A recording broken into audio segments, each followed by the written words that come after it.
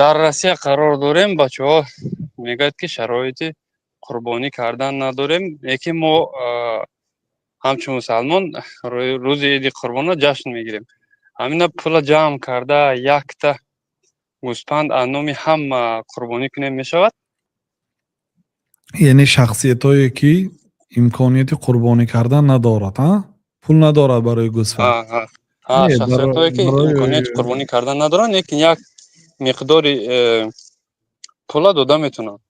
نه برای شما واجب نیست. این که گوسفند ساقط هم نمیشد، این قربانی هم نمیشد. قربانی باید یک گوسفند از نام یک عائله باشد. شما وقتی که قدرت نداریتون الله تعالی شما مجبور نمیکنه، یعنی حتمی نیست. شما باید دیگه برادرایی که قربانی میکنن گوشت آورده تیان، شما فقط پخته خوریتون. الله شما هم قدرتمند گرداند و قربانی کنیتون.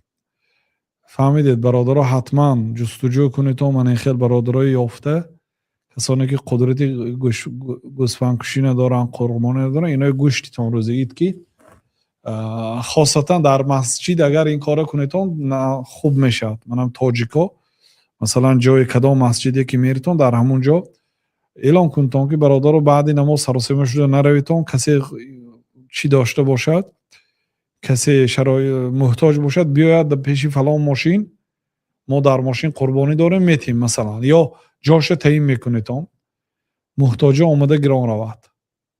قربانی بعضی حالت ها میشد که آدم ها گوشت نمیدونه چیکار کند، خلدینیکاشان پر شدگی گوشت ها بوی میگیرد. بعضی تیتان آخه این برادر ها دعا کند، همدیگه را دستگیری کنیتون برادر ها.